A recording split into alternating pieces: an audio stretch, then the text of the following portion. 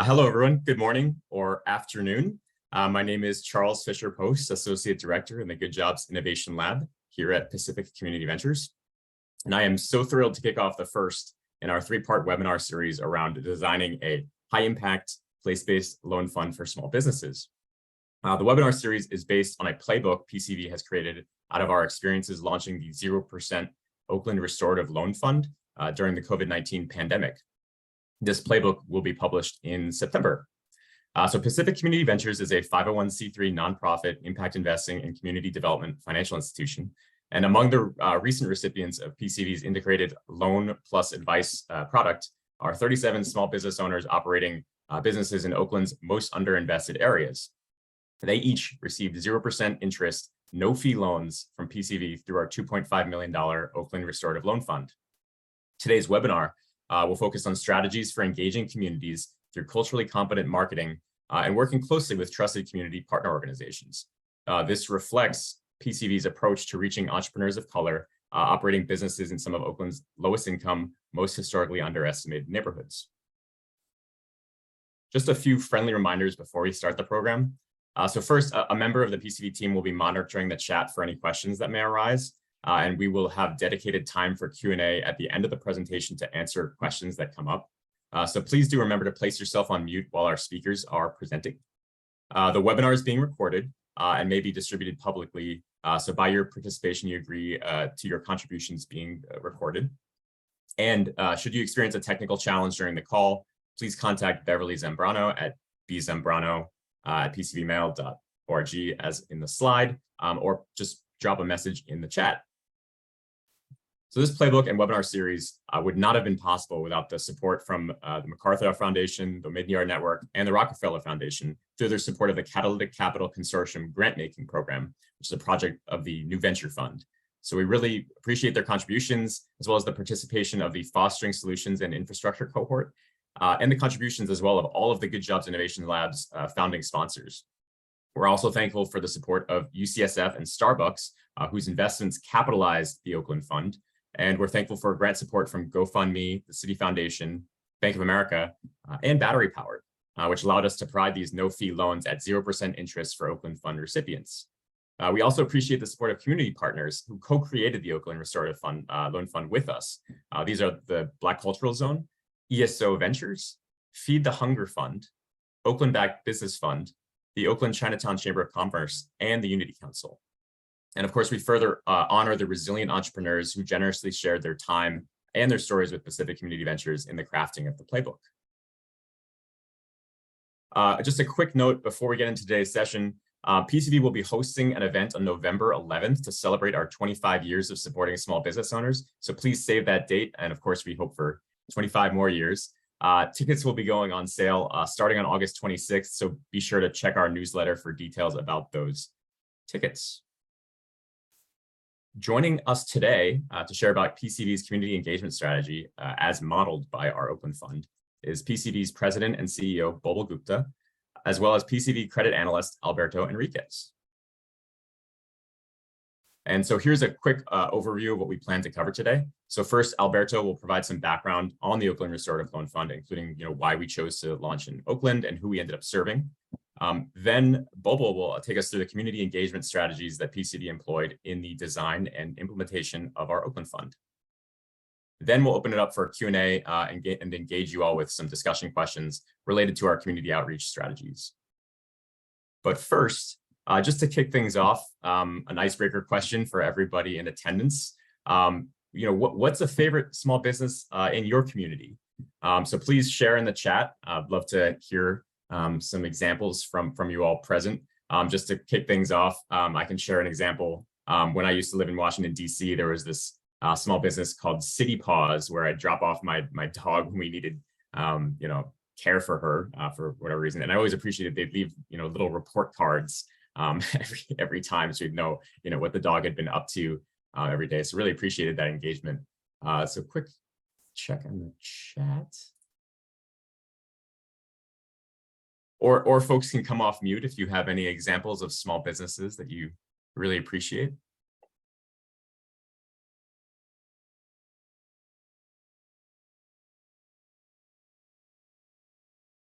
So Emma, you mentioned point oysters in coast of Maine. Can you share a little bit, Emma, about why this is such a great business?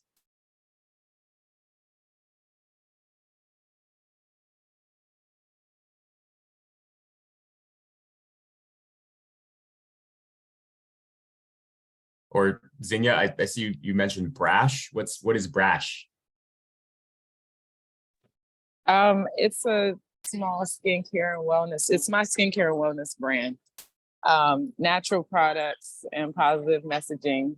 But yeah, that's what I do. It's my business, but I'm also here on behalf of the Alliance for Community Development, and that's a contract position I have where we support small business owners. So I'm a small business owner that also supports small business owners.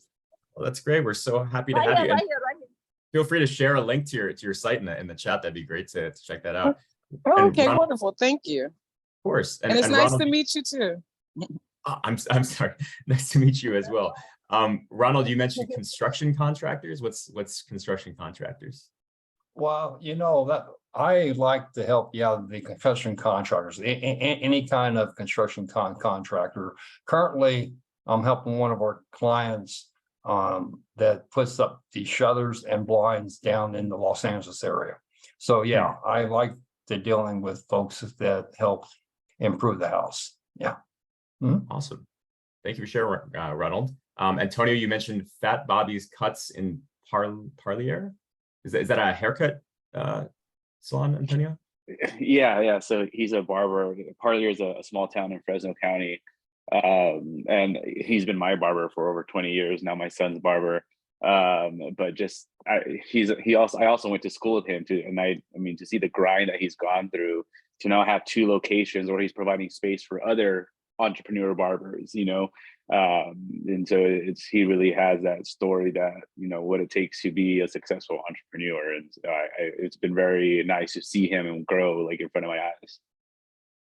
That's great. Thank you for sharing that, Antonio. And then just one more. Elsie, you mentioned Monkey Dog Coffee. It sounds pretty interesting. Hi, everyone. Yeah, it's a local coffee shop which has, I think, better prices and better drinks than all the major like national brands. And we were just I was just mentioning in the comments that it was kind of annoying that Starbucks decides to they're planning on building a spot like right in the same shopping center. So I don't know what's going to happen, if that's going to affect them too much, but hopefully not. Agreed. And Elsie, thank you for sharing. I think we all have our kind of favorite go-to coffee shops, especially these days, finding opportunities to work outside the house.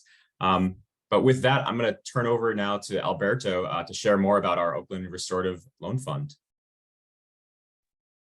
Thanks, Charles. To understand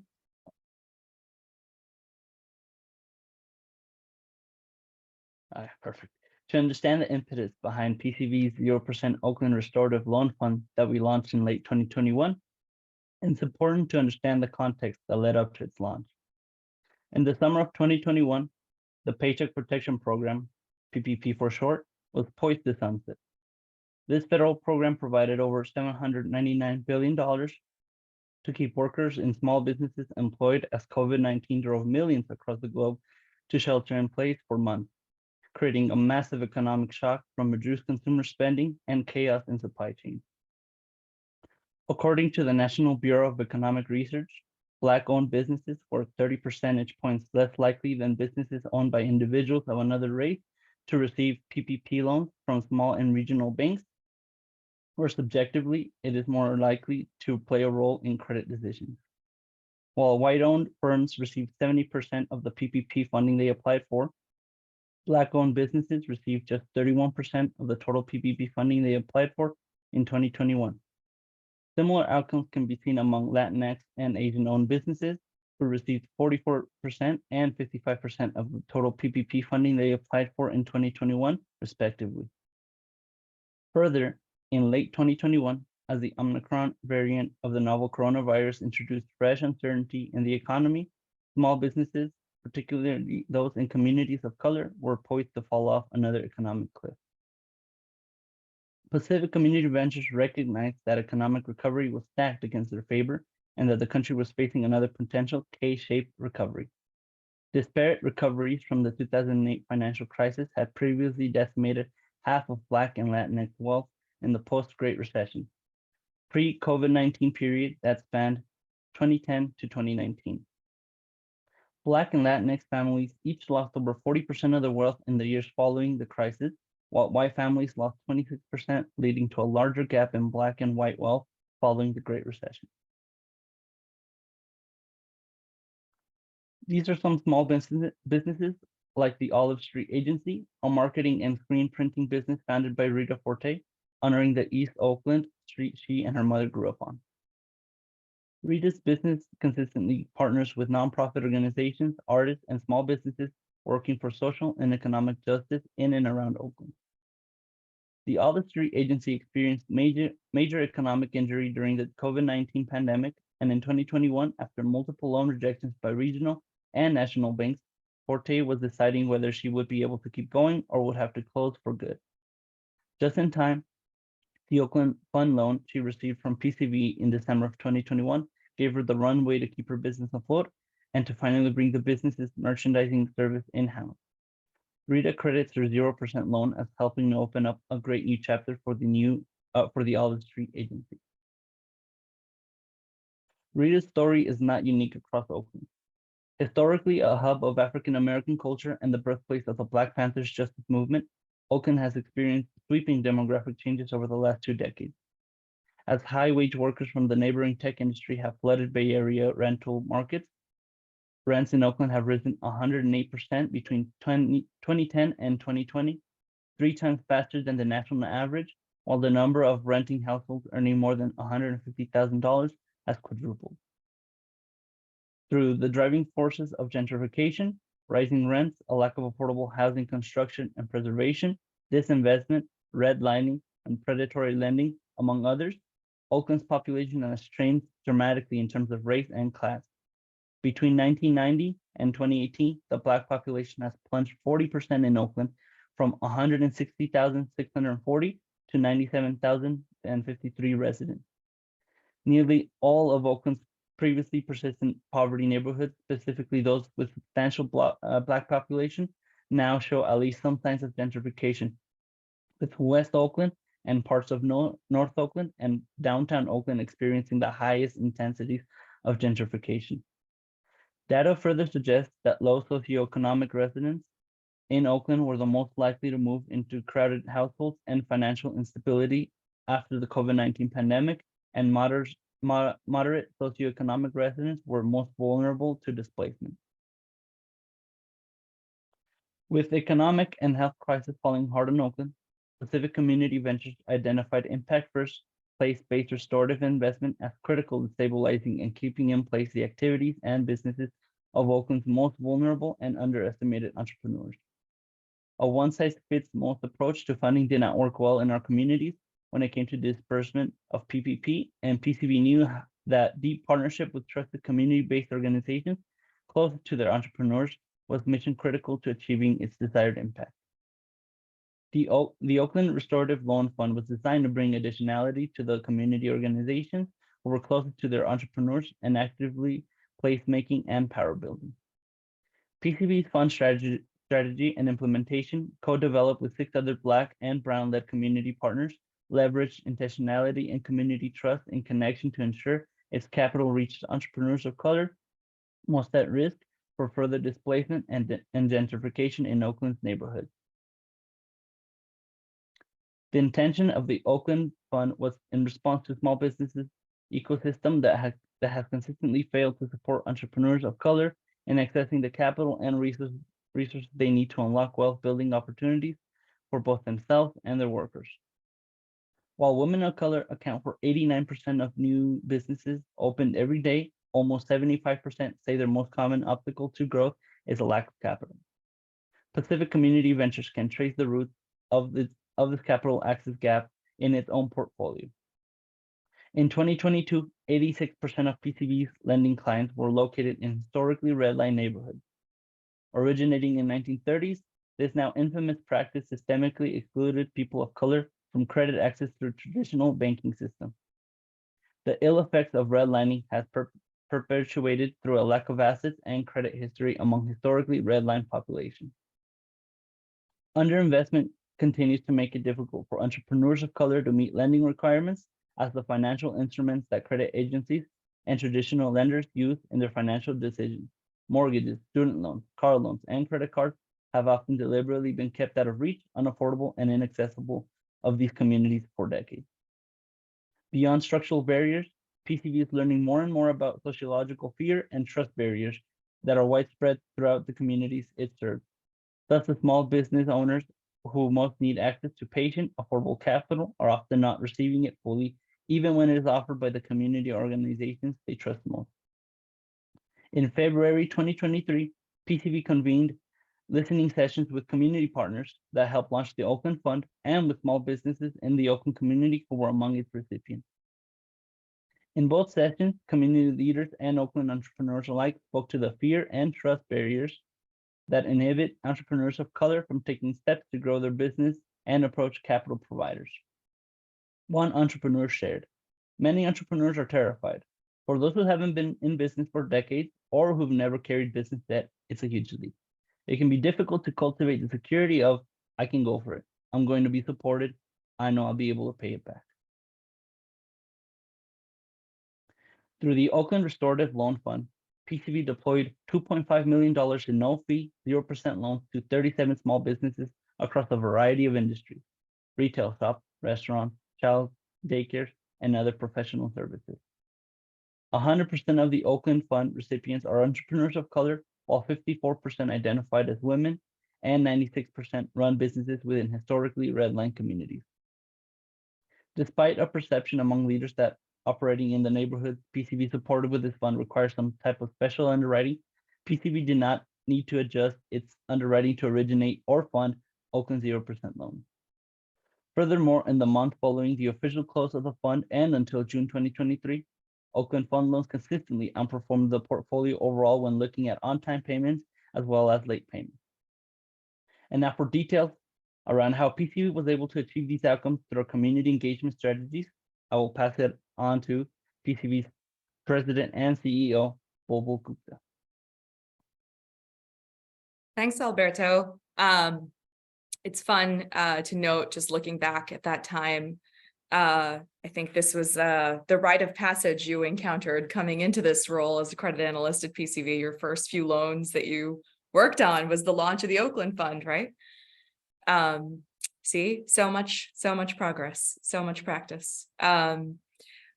I think just coming back to what Alberto was mentioning earlier in terms of the context of what we were dealing with at the time, when looking at not only knowing that historically CDFIs like us were created out of the tail end of the civil rights movement, really out of a federal acknowledgement of systemic discrimination and redlining in the formal financial industry, right? So to the point of that Alberto made in terms of financial exclusion, discrimination, and redlining, that was already the context, right? We know that even since the creation of CDFIs, the Black-white wealth divide in this country has gotten exponentially worse pre-COVID. So in the early months of COVID, if we already knew that the PPP was going through the big banks and not intentionally going through community banks or CDFIs in the first two phases, we knew that the entrepreneurs that we were intentionally meant to serve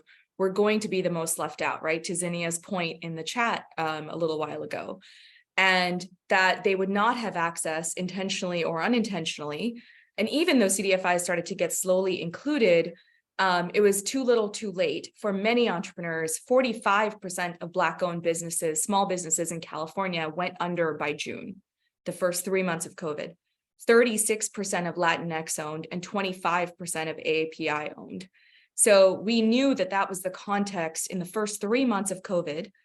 And then as we saw PPP continue to not reach those folks, and we saw in 21, as Alberto was saying, the end of PPP, grants programs drying up, how do we collectively make sure that we are not setting our entrepreneurs up for another cliff as they run out of grants programs and anything that was showing up to help?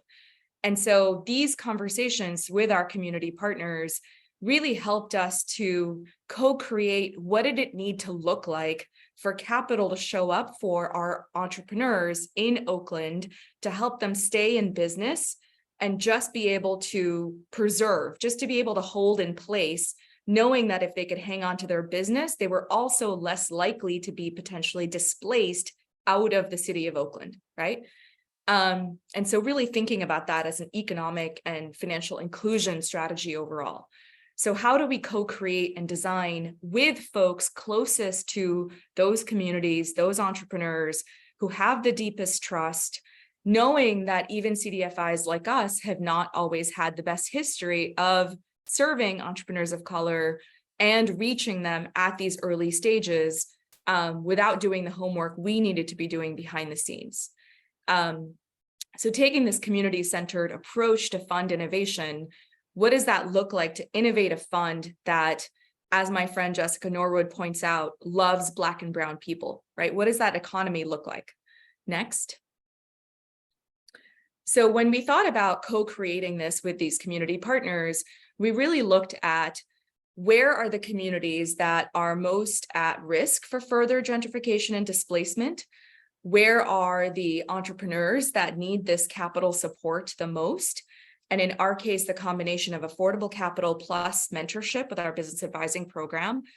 And who are the folks, the local organizations that are best poised, reaching them, working with them, where we can intentionally build a continuum of capital to be able to support folks from who have started businesses, who are getting that first check, micro lenders, capacity builders, accelerators, et cetera, for us to be able to complement and add our next check with this kind of affordable capital and 0% lending.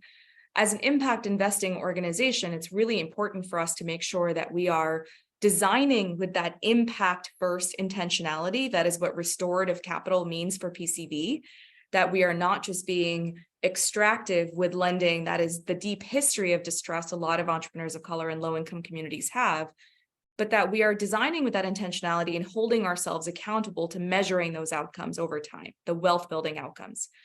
And so working with our data team to define and really identify the neighborhoods that have been the most historically redlined, that have the least financial inclusion or access to capital, but that entrepreneur support organizations like the partners we ended up working with really reach.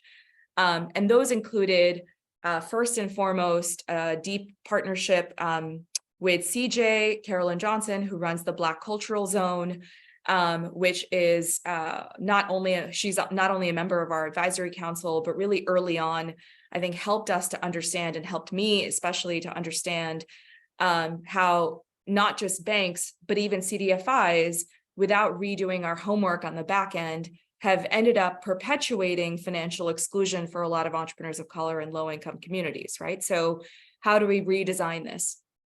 Alberto mentioned earlier, Oakland is also a really powerful hub of historic Black culture, society, empowerment, with not only the Black Panther Party, but also AAPI and Black Solidarity, Hispanic farm worker movement. I mean, there's a lot of really rich history here.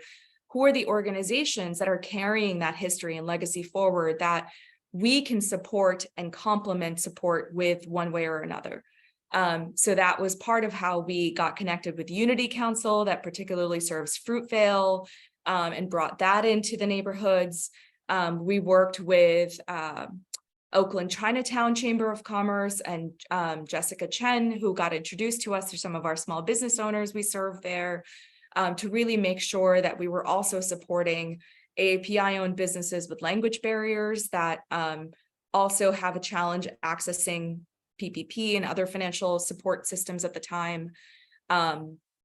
We were working with ESO Ventures, who's also supporting East Oakland entrepreneurs and Black and Latinx entrepreneurs, and really trying to just make sure we were reaching these communities and the entrepreneurs support organizations who were closest to them. Feed the Hunger Fund, supporting especially, I think, some of the food trucks and micro businesses in Fruitvale as well. And the Temescal Improvement District, really trying to map out sort of where are pockets of also immigrant entrepreneurs with more needs than we're getting served through PPP. Next.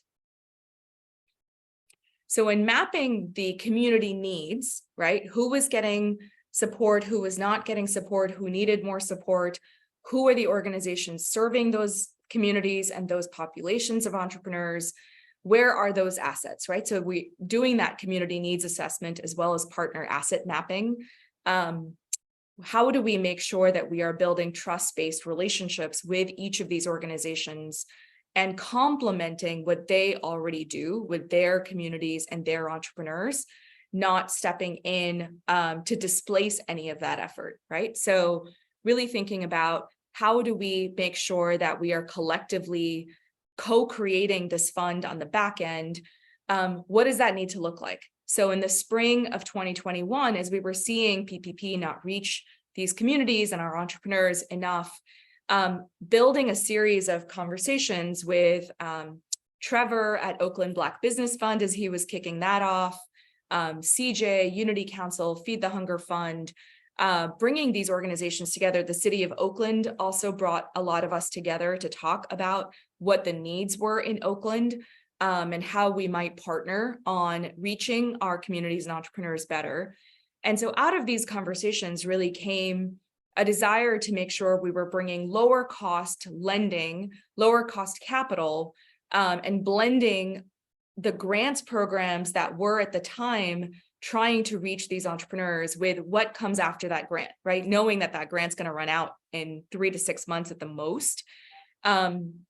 And so at the time, we were able to do a little bit of 3% lending in Oakland with some support we had at the time. That summer, the city of San Francisco kicked in 0% lending that we were able to do through the California Rebuilding Fund for entrepreneurs in the city of San Francisco. And so it was really on us to try to figure out how do we bring that 0% money to Oakland as well, knowing that the entrepreneurs needed that continuum of capital to be able to go from grants to lending that is affordable and not just go from grants to like 8 to 10% lending, right? That's a huge economic cliff that a lot of folks can't afford to leap towards. And so that was really where the conversations we were having with UCSF at the time and other funders and investors, we were able to work with to make sure that we were designing that fund to really be able to support Oakland and this group of community partners that we had built and co-created with. What did it need to look like for these entrepreneurs to be able to go from grants to the next thing? How do we design that next thing? How do we make sure that that next thing is accessible and trust-based? So asking the partners what they were hearing from their entrepreneurs, what did they need a year into the pandemic? Who was able to access PPP or other grants? What did that next thing need to look like for them to be able to get over the trust or fear barrier that next thing was accessible and potentially within reach for them? And so that's really where I think co-creating this fund of what does that financial product need to look like? How do we design it? And how do we work with the partners to get the word out to build that trust together? Next. So all of that, I've started to talk a lot about fear and trust barriers, and we've heard this repeatedly from the entrepreneurs and community partners in the focus groups we held as we were putting this playbook together. When you co-create something that you are hearing repeatedly from the entrepreneurs and community partners needs to be as close to grant-like and affordable capital for folks to rebuild without suddenly running into such a high delta between grants to a higher rate of lending. And you actually start to structure something that is that affordable. The irony is that it often sounds too good to be true. And so it was fascinating, I think, to work through how do we make sure that when we launch this thing, we are able to actually not just get it to the entrepreneurs who need access to it before the perception of it running out happens, and the trickle effect of getting it to the community partners, the languages, the access, the reach, but also that 0% sounds too good to be true. And for a lot of folks, the initial response our lending team got in the first couple of weeks was like, I thought this was spam. I thought this was like one of those things that sounds too good to be true. Like, what's the catch? And so the webinars we started to try to hold were really to try to explain, one, what did folks need to have ready to be able to apply for the 0% capital, what financial paperwork, walk them through the application process. We did that with the partners first, and then with the broader community to make sure folks were more and more ready to be able to apply and access it in time, as well as work with the partners to make sure we were out actually building trust in applying for the product, but also that even that the product sounded too good to be true, for many folks who had maybe interacted with PCV in the past, it's one thing for the product to sound too good to be true. It's also another thing for it to sound too good to be true with an organization that they have maybe not had that relationship with in the past. So you are working then on two layers of trust building, right? That this is a product you can trust because you are hearing about it, and an organization that you can trust, and a staff that you can trust because you are hearing about it, not just from that organization spamming you, but you are hearing about it through a community partner that you have trust with already, right? So these 6 organizations really worked with us on not just co-creating the fund in the months leading up to the launch, but also in getting that word out, because they wanted to make sure that the entrepreneurs that they serve in their communities had access to it and were able to overcome that trust and fear barrier to apply for it and gain access to this capital that was really needed. So working with the entrepreneurs on overcoming that trust, the lending team, I think this was definitely one of the higher touch financial products we have rolled out at PCV. It was our first place-based fund, really knowing that we needed to make sure we were building that trust, doing this in different languages. This is also where we worked with Kiba Conte, many of you were probably familiar with in the Oakland community, founder and owner of Red Bay Coffee, who we have invested in a couple of different ways back when we were still an equity fund, before we became a CDFI 10 years ago, as well as through the lending side, as he's grown Red Bay Coffee to multiple locations and success, and being able to and committing to supporting the launch of this fund, because he, as many of you probably know, also is really supportive of and committed to building the community and supporting Black-owned and Latinx-owned businesses in the city of Oakland and the East Bay. And so agreeing to help us get the word out and being supportive of the marketing and outreach for the Oakland Fund, again, so that people see a face and that they trust and respect, and through community partners that they trust and respect. So lots of layers of trust building that we worked through towards the launch and in the early weeks of the launch. Next. One of the other key pieces in both reaching the intentionality I mentioned earlier as an impact investor of who we needed to reach the most with this fund, that we worked through in the community asset mapping as well as with our community partners, was making sure that we were also really being mindful of the translation services and the language barriers that a lot of these entrepreneurs had in accessing PPP and lots of other programs at the time. And so when we started to work with the community partners on the webinars and the conversations leading up to the launch and the design, partners like Jessica at the Oakland Chamber of Commerce, Chinatown Chamber, and others, ESO, Unity Council, Feed the Hunger Fund, all really worked with us to say, how do we make sure that we are providing this in languages that their communities and entrepreneurs can access? So when we had our English language toolkit prepared to launch for the fund, Jessica, for example, helped us work through the Chinatown Chamber to make sure that we were able to offer this in Mandarin and Cantonese, especially. We did our first ever earned media placements through the Chinatown Chamber and Vietnamese Chamber to make sure that we were getting this in local languages in the local newspapers in town. Working with Tiffany at the Unity Council to make sure that we were also getting Spanish language marketing out there. Working with them to create graphics that were easy to read and access, and so that the initial visuals they saw of the fund, again, didn't just come across as 0% Spanish looking, but was accessible in their language and in graphics they would recognize and be familiar with, be more comfortable with. And on the back end, using a bit of unrestricted grant dollars in the last few weeks before the launch of the fund to commit to translation services that we were able to access locally, with an additional $50K of commitment of funds to make sure that we had translation services in the languages that the partners had identified needing, to be ready upon launch of the application that Saturday. So the languages that you can see on here that our partners identified were Cantonese, Mandarin, Tagalog, Spanish, Vietnamese, and French, which was interesting for us to be mindful of with a group of West African immigrant businesses in North Oakland and I think a couple of other parts of Oakland.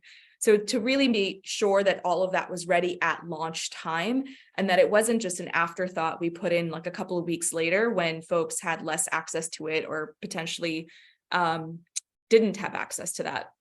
And lastly, our business advising program that offers pro bono mentorship was also really ready in the network of volunteer advisors that we have, to be able to make sure that we had advisors ready in these multiple languages to be able to support folks who maybe needed a little bit of support that the translation services may or may not get to in time, but also on the mentorship side.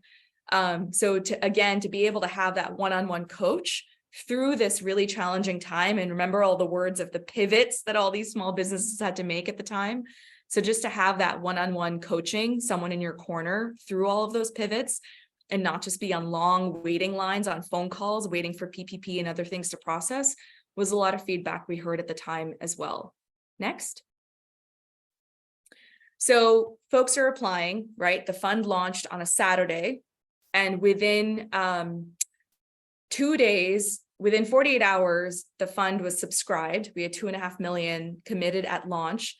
And within 7 days, we had $10 million in applications for the fund, at which point we had to slowly start to close the portal.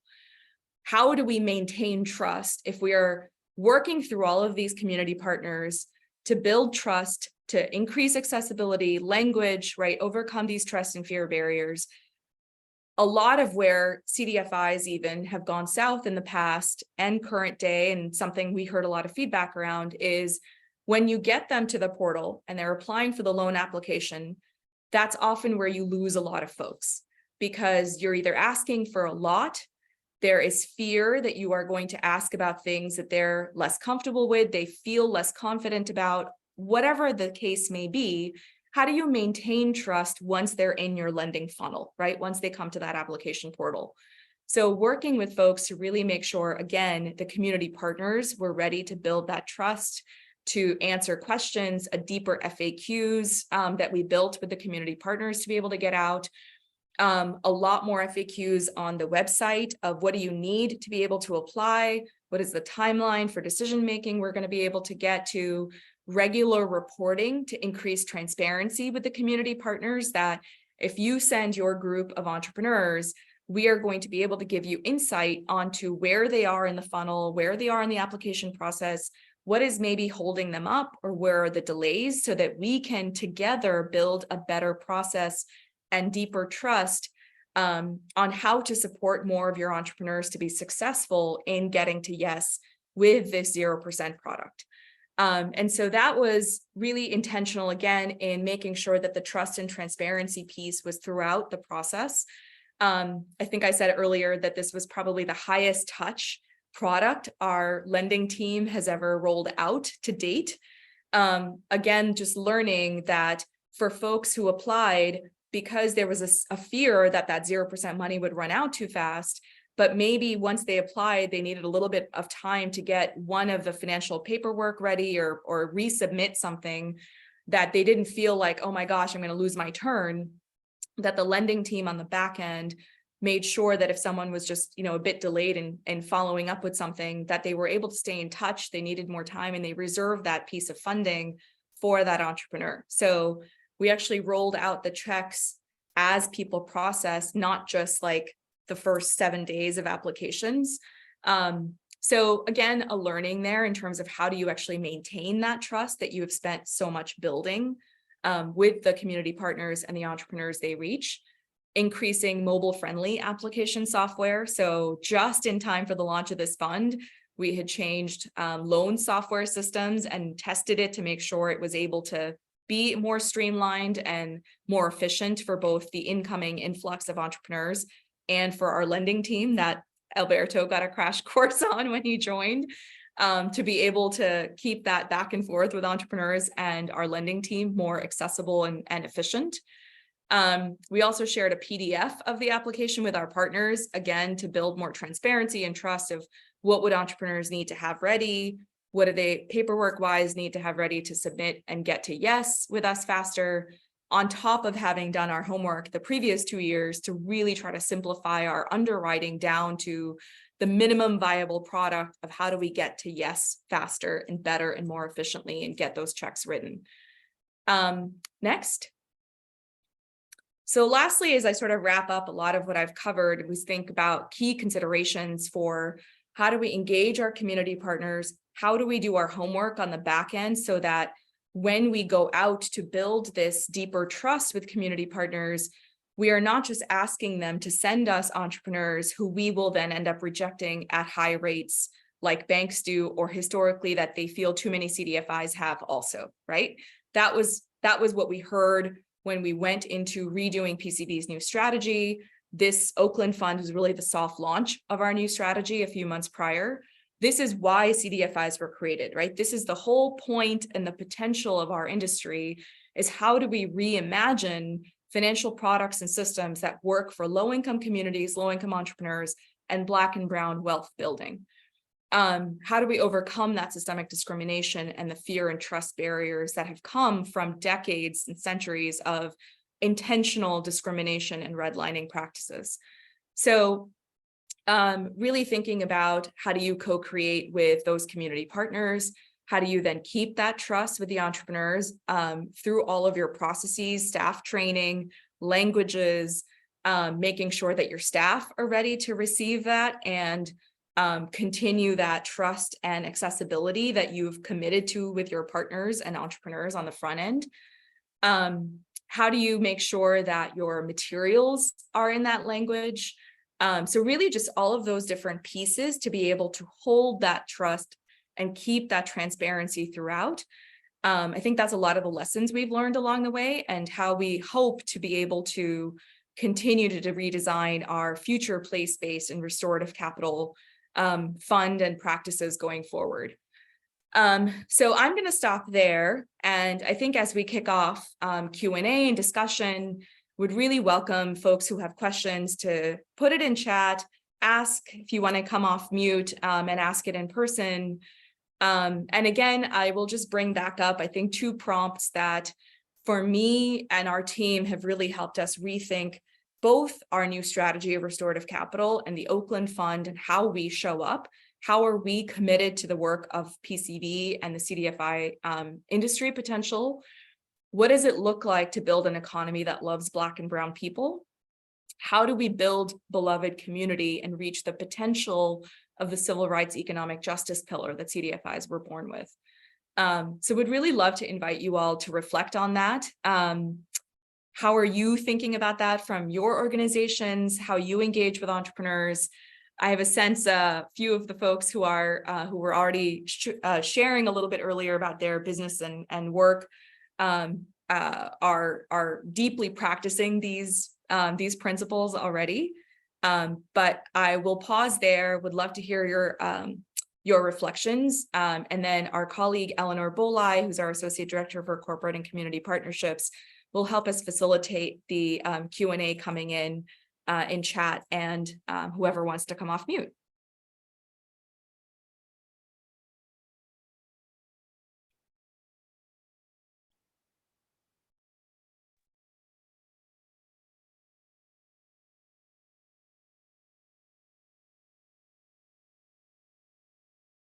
Rosa, I see your question in the chat.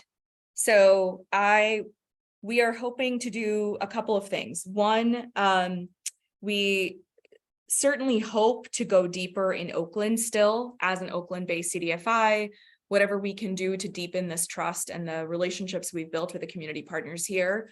Particularly, as we've thought about entering this year with a tighter economy, inflation, recession concerns, how do we make sure we're continuing to build that continuum here in Oakland? So that's sort of one layer we want to go deeper in. And then our research team and lending team are working on scoping where else in California, we're a statewide lender, we might learn from what we've done with the Oakland Fund and build place-based work with, again, other community organizations, micro lenders in complement what they are already doing with this kind of approach. So hoping to build stronger continuums of capital together with existing partners and new places to be able to bring this kind of work. And Bobo, before we go to Emma in the chat, Susan has her hand raised. Susan, would you like to come off mute? Yes, hi, thank you for this presentation. It's fantastic. I'm curious, I can't remember when did you launch this program last year, or was it the year before? The Oakland Fund launched in November of 21. Okay. Right before Thanksgiving. So your portfolio's getting to be 2 years old, about that? Yeah. Yeah, for the Oakland Fund. Oh my gosh, that's right. Yeah. So I'm curious, you did a lot. I got so many great ideas. Thanks a million for this. But you said it's outperforming some of your other products. And so I'm wondering what it is about servicing that you're doing. Where's the secret sauce there on the post-closing side that's making this successful? Great question. You want me to give away all of our secret sauce, Susan? I'm just kidding. Sorry, I was hoping you were I'm willing. kidding. That's the whole point of these webinars. I'm joking. Eleanor, I'm happy if you want to take this. I'm happy to reflect, but welcome any members of the PCV team who want to jump in on this, because this is, something we definitely talk about more and more with the post-investment support. Please go ahead, and I'm happy to briefly mention VA before I facilitate the next part. Okay, so Susan, I think there's two major components we think about as a team, and when we think about why we might be seeing that for the Oakland Fund, and just how we think about the unique model PCV intentionally put together, where we've historically married our lending, or previously equity, but lending as a CDFI with our business advising program. So it's always been that unique sort of capital plus advice model. I think in this case, it was not only the capital plus advice model that we continue to offer with not only super affordable lending. I mean, this is as affordable as lending gets, right? 0%. With pro bono mentorship, also in languages. So this affordable and languages, this affordable and languages, but also through community partners that they have trust with and respect with. And so the ability to work together with those community partners to have a higher touch approach with those entrepreneurs builds a stronger trust, where when that entrepreneur, and our lending team knows this best, where that entrepreneur maybe is coming up on a challenge, they're more likely to reach out to you proactively or in time than when they don't have that level of trust with you, right? Or they don't have that feeling of access to you or your people. So that is where we talk about our work, not only in the unique capital plus advice model, but also sort of high tech and high touch. This is where that unique blend of high tech and high touch of how we try to show up and practice, I think really shows up the most in that impact differential. Can I just ask one last question, a follow-up? So do your community partners have a role in servicing? Do you bring them in? Do you meet at their offices? Is there some kind of role there that maintains that community partnership after the loan closes? Yeah, sorry, good question. So several of our community partners have their own mentorship programs, right? So they, Black Cultural Zone, for example, sits with their entrepreneurs in person. Tirza, who I think was quoted earlier on one of the slides, helps to run that mentorship for them. And so they have their version of higher touch often in person, where they can support those entrepreneurs through a variety of business challenges, capacity building, et cetera. We have our version. And so if Tirza needed backup support and she and Black Cultural Zone couldn't just offer it directly, they know they can also reach us to complement that support. So it's both. The loan stays with us, but the servicing in a broader perspective is a partnership.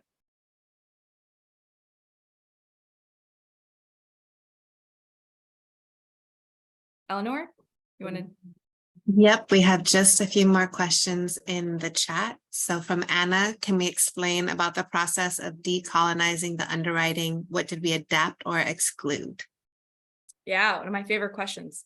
So Emma, when we use the word decolonize in PCV, and specifically underwriting is probably the number one place that conversation starts and started. The couple of things we did early on, about late 2019, so even pre-COVID, which really helped us be ready for disaster lending through COVID, and the Oakland Fund, is vastly revamp our underwriting. And we've talked about this on another webinar, I think, that is public on our social media with impact underwriting. And I know Bob will cover more of the capital structuring and maybe underwriting next week at the part 2 of this series. So please come to that, quick plug. But the two kind of major things we did to revamp our underwriting late 2019 was, if you think about sort of using human-centered and lean innovation principles, right? How do you recreate an underwriting that loves Black and brown people, that sees entrepreneurs of color and meets them where they are? The two biggest things we did was, one, stop asking for a minimum credit score, knowing that credit scores have not historically served Black and brown people, low-income entrepreneurs in this country very well, because they are designed literally off of previous historic financial records, right, of that person who, if they have not had great access, perpetuates that challenge. So we stopped asking for minimum credit scores, and we still do not have a minimum credit score requirement at PCV. And two, knowing in our research that entrepreneurs of color tend to underreport personal assets, whether that is because they do not feel they have a certain level of worth reporting, or there is distrust that if a loan goes south, their assets might be seized, or both. If we are not a collateral-based lender, why are we asking about collateral, and why are we asking about personal assets? So really taking that down. So we were really just getting to minimum viable product. What is the minimum we need to get to yes for an entrepreneur? And so that really, in the end, came down to debt service coverage. Are we being a responsible lender in helping this person be able to access a loan that is they can afford to repay? And so that's really what we did in decolonizing our underwriting. What does it look like to get to yes for low income and entrepreneurs of color? And yes, our loan docs marry that. It's included in our application, our access to capital webinars, I think, talk through what is needed to get to yes. And we continue to have translation services accessible at PCV. I'm sorry, I'm not sure what LEP is, but. I had a question, but I didn't want to jump in front of anybody that might have typed theirs in. It looks like we have 3 more questions. Okay, so I can I'm wait. hearing you. And as well, Wanda, I see your hand raised as well. Really quickly, Bobo, can we answer our next fundraising goal for our next place-based fund? Good question. So for the Oakland Fund, I mean, we continue to be able to hope to raise additional chunks of capital to be able to do both more of the Oakland Fund as well as future place-based funds. Again, this one we put together with $2.5 million in capital, combined with both low rate investment capital and grants. And so I think going forward, we would really need a minimum of $3 to $5 million to do a meaningful place-based intervention, whether it is in Oakland or in other cities. Obviously, that's dependent on other partners in those cities, their access to capital, grants to be able to blend to keep that capital affordable. It's a variety of factors and what rate we just deploy it at. But roughly speaking, I think to really do a meaningful intervention, especially in this economy, that's probably what we would be looking at for future place-based funds to start off with. Sorry, go ahead, Eleanor. If I may, I'd suggest we do one more live question, Wanda, and any other questions, if you drop them in the chat, then we can make sure our team follows up after. Hi, thank you for reporting out on the Oakland Fund. I think that's a wonderful piece. And removing barriers, I speak to that all the time because most of this that has happened has allowed us to maneuver and figure out how to run our businesses without even asking for capital because of all the barriers that you put in place. But to hear that they've been removed to a level is wonderful. So let me get to my questions. The first question is, will you replicate this in other parts of California? For instance, San Diego. The second part of this is, if I go to PCV, because I've had a contract with you when I really needed it, you all came through for me. And your loan officer was the best. He actually told me what I needed to do and how I needed to get there to get funding. And I thought, wow, people don't do that. I've since paid off my loan, but can see where I can use funding again as I'm moving forward with my endeavors.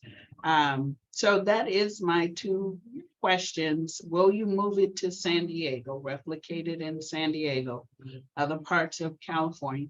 And where do I go on the website to reapply again for more funding? Yay. Wanda, thank you so much. I mean, music to my ears. But if you have constructive feedback, also happy to hear that in either way. I'm glad and really grateful. It is such a pleasure to lead an organization where the team is all here for this mission and committed to helping us go deeper on this mission. It just fundamentally changes what you can then do and how you can go deeper in this kind of work, right? So thank you for that. I'm sure someone on my team will drop the link to access our capital if you're looking for additional capital and just generally about PCV, our business advising program. So whatever is useful, please feel free to access and or reach out and follow up. I'm sure someone on the team can drop whoever is best to follow up with after this webinar with questions. And two, for San Diego, I would say, so for any other place, I think there's a couple of other questions I see.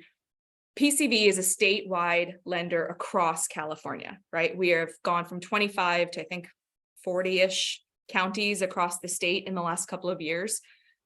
We partner with other CDFIs, other micro lenders, capacity builders all over the state. I think in San Diego, we probably work most closely with Accessity, formerly Acción San Diego. That said, we very much want to design deeper approaches like this place-based fund.